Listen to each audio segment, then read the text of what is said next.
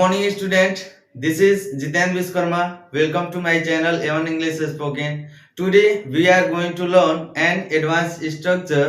Use of sick of. Sick of means होता है ऊब जाना या परेशान हो जाना या तंग आ जाना या तंग हो जाना या थक जाना। ठीक है, इसका प्रयोग हम अक्सर अपने दैनिक जीवन में करते हैं। जैसे कई बार आप लोग सुने होंगे, लोग बोलते हैं कि मैं तुमसे तंग आ गया हूँ, या मैं इस मोबाइल से तंग आ गया हूँ, या परेशान हो गया हूँ। इस तरह के सेंटेंस आप लोग अक्सर सुनते होंगे।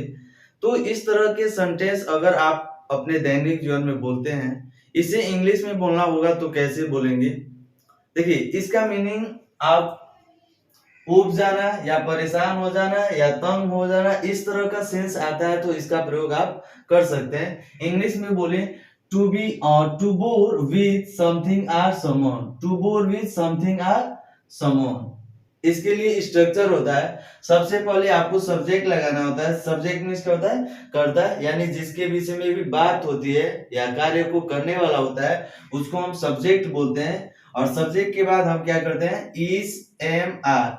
यदि वाक्य आपका प्रेजेंट में होता है तो हम वहां पे इज, एम, आर का प्रयोग करते हैं। यदि वाक्य आपका पास्ट में हो तो इसके स्थान पे वाज या वर का प्रयोग करते हैं। ठीक है, वाक्य आपका पास्ट में होगा तो वाज या वर का प्रयोग होगा। यदि वाक्य आपका फ्यूचर में होता है तो विल बी का प्रयोग करते हैं। उसके बाद से आप सीक ऑफ का प्रयोग करेंगे। ठीक है, उसके बाद आपका नाउन आएगा या प्रोनाउन आएगा या वर्ब अगर आता है तो उसको हम वर्ब का फोर्थ फॉर्म लगाएंगे। ठीक है, आईएनजी फॉर्म लगाएंगे। देखिए, नाउन सबको पता ही है। और noun is the name of person, place और थिंग। संज्ञा किसी भी व्यक्ति, वस्तु अथवा स्थान के नाम को कहते हैं। और प्रोनाउन आपको पता है, नाउन के स्थान पे प्रयोग होने वाले शब्द को हम प्रोनाउन कहते हैं। वर्ब यानी जिससे भी किसी कार्य का होने या करने का बोध होता है उसको हम क्या कहते हैं? वर्ब कहते हैं। उसके बाद हम अदर वर्ब। तो यदि वर्ब आता है, क्रिया आती है, तो आपको उसको आईएनजी फॉर्म में लिखना है। आईएनजी मीन्स जिसमें आईएनजी हम जोड़ के बनाते हैं। जैसे गो है तो गोइंग हो जाता है, वॉक है तो वॉकिंग हो जाएगा, राइट है तो राइटिंग हो जाएगा। ठीक है, तो स्ट्रक्चर बहुत ही आसान है। सब्जेक्ट, उसके बाद प्रेजेंट में होता है तो इज, एम, आर का प्रयोग करेंगे। पास्ट में अगर आपका वाक्य होता है तो वाज, वर का प्रयोग करेंगे। यदि फ्यूचर में होता है तो विल बी का प्रयोग करेंगे। उसके बाद आपको सीक ऑफ का प्रयोग करना होगा। उसके बाद या तो नाउन आ सकता है या प्रोनाउन आएगा या आपका वर्ब आएगा। जब वर्ब आएगा तो वर्ब का फोर्थ फॉर्म लगाएंगे। उसके बाद अदर वर्ब। ठीक है, तो स्ट्रक्चर आपको समझ में आ रहा है। चलिए कुछ वाक्य देखते हैं। देखिए, मैं इस दुनिया से परेशान हो गया हूँ। ठीक है, अक्सर लोग कभी काल बहुत ज्यादा अगर समाज से तंग हो जाते हैं तो वहां पे बोलते हैं कि मैं तो बस अब इस दुनिया से परेशान हो गया हूँ। तो ऐसे सेंटेंस अगर इंग्लिश में आपको बोलना होगा तो कैसे बोलेंगे? देखिए, रूल के अनुसार बनाइए। सबसे पहले आपको सब्जेक्ट लगाना है। सब्जेक्ट क्या है? मैं क्या होगा? आई। यहाँ पे आई लगाएंगे। और सब्जेक्ट के अनुसार हम इज, एम, आर। अगर वाक्य के अनुसार वाक्य प्रेजेंट में है तो इज, एम, आर में से किसी एक को लगाएंगे। पास्ट में होता है तो वाज, वर में से लगाते हैं, अभी बताए हैं। और फ्यूचर में होगा तो विल बी का प्रयोग करेंगे।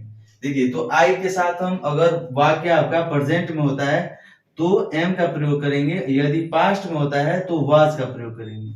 आई के साथ अगर वाक्य आपका प्रेजेंट में होता है तो एम का प्रयोग करेंगे। और पास्ट में होगा तो क्या होगा?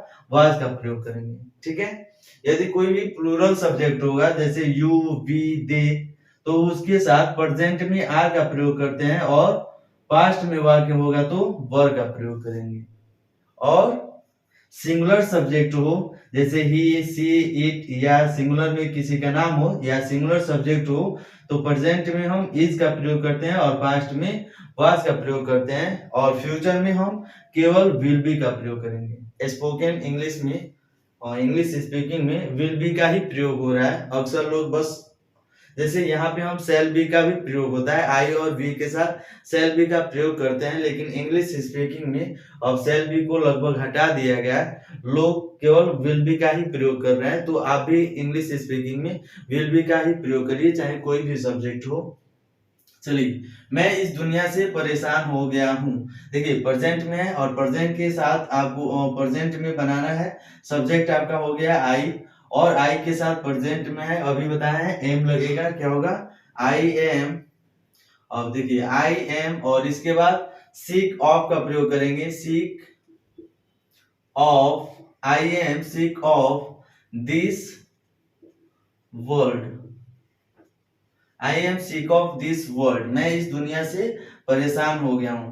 यही पास्ट में होता है कि मैं इस दुनिया से परेशान हो गया था, तो क्या होगा I was sick of this world. यदि फ्यूचर में होगा कि मैं इस दुनिया से परेशान हो जाऊंगा, ठीक है, तो क्या होगा I will be sick of this world, I will be sick of this world. मैं तुम्हारी हरकतों से ऊब गया हूं या परेशान हो गया हूं या तंग आ गया हूं या थक गया हूं, ऐसे सेंटेंस बोला जाता है। तो क्या होगा I am sick of your doings, I am sick of your doings, your doing means तुम्हारे हरकतों से, I am sick of your doings, मैं तुम्हारी हरकतों से ऊब गया हूं या परेशान हो गया हूं। यही यदि पास्ट में होता है कि मैं तुम्हारे हरकतों से ऊब गया था, मैं तुम्हारे हरकतों से ऊब गया था, तो यहाँ पे बस एम के स्थान पे हम क्या करेंगे वाज कर देंगे। तो क्या होगा I was sick of your doings, मैं तुम्हारे हरकतों से ऊब जाऊंगा, तो यहाँ पे अब क्या हो जाएगा विल बी का प्रयोग कर देंगे, I will be sick of your doings. इस तरह से आप बना लेंगे। मैं अंग्रेजी सीखने से परेशान हो गया हूं, मैं अंग्रेजी सीखने से परेशान हो गया हूं, प्रेजेंट में है तो प्रेजेंट के अनुसार बनाएंगे I am sick of, I am sick of. अब देखिए वर्ब आया है और वर्ब आया है तो आपको वर्ब में आईएनजी फॉर्म रखना है। तो सीखना के क्या होता है लर्न होता है, तो अब इसमें हम लगा देंगे आईएनजी, ठीक है, लर्न होता है सीखने का, इसमें आईएनजी लगाएंगे तो क्या होगा I am sick of learning English, I am sick of learning English, मैं अंग्रेजी सीखने से परेशान हो गया हूं। यदि पास्ट में होता है तो एम के स्थान पे आप वाज कर देंगे, फ्यूचर में होगा तो एम के स्थान पे क्या हो जाएगा विल बी का प्रयोग होगा। दादाजी दवा खा खा कर थक गए हैं, दादाजी दवा खा खा कर थक गए हैं, तो क्या होगा ग्रैंडफादर, दादाजी का क्या होगा grandfather is sick of taking medicine, grandfather sick of taking medicine, दादाजी दवा खा खा कर थक गए हैं। यही पास्ट में होता है कि दादाजी दवा खा खा कर थक गए थे, तो क्या होता grandfather was sick of taking medicine, और फ्यूचर में होगा दादाजी दवा खा खा कर थक जाएंगे, तो क्या होगा grandfather will be sick of taking medicine. और लास्ट है आपका सेंटेंस मैं तुम्हारी शिकायतों से परेशान हो गया हूं, तो क्या होगा I am sick of your complaints, I am sick of your complaints, मैं तुम्हारी शिकायतों से परेशान हो गया हूं। या ये पास्ट में होता है कि मैं तुम्हारे शिकायतों से परेशान हो गया था, तो यहाँ पे एम के स्थान पे वाज कर देंगे। फ्यूचर में यदि होगा कि मैं तुम्हारी शिकायतों से परेशान हो जाऊंगा, तो क्या होगा आई सेल बी या विल बी, अभी बताएं विल बी का प्रयोग करिए स्पीकिंग में, will be sick of your complaints, I will be sick of your complaints.